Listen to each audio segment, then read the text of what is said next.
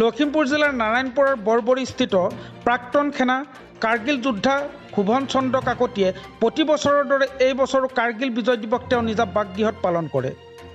প্ৰতি বছৰ ২৬ জুলাই দিনটোত প্ৰাক্তন সৈনিকগৰাকীয়ে নিজাকৈ ২৩তম কাৰ্গিল বিজয় উৎসৱ পালন কৰিছে নিজা বাসগৃহত।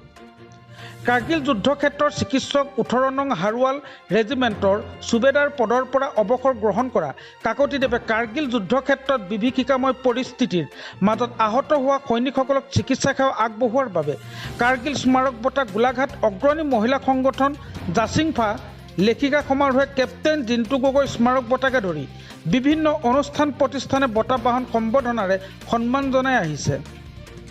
সুদীৰ্ঘ ২৬ বছৰে ভাৰতীয় সেনাবাহিনীত চিকিৎসা সেৱা আগবঢ়াই ২০১২ চনত অৱসৰ লয় চিকিৎসকজনে। এইজন ব্যক্তিয়ে এতিয়া নিজকে সমাজ সেৱা কামত আত্মনিয়োগ কৰি পিছলা সাহিত্য সভাৰ সম্পাদক, অসম সাহিত্য সভাৰ কাৰ্যনিৰ্বাহক সদস্য, ৰাম গগৈ সাহিত্য গোষ্ঠীৰ অসমৰ ভাৰপ্ৰাপ্ত সম্পাদকৰ উপৰিও বহুতো অনুষ্ঠান প্ৰতিষ্ঠানৰ লগত জড়িত হৈ আছে। News desk report.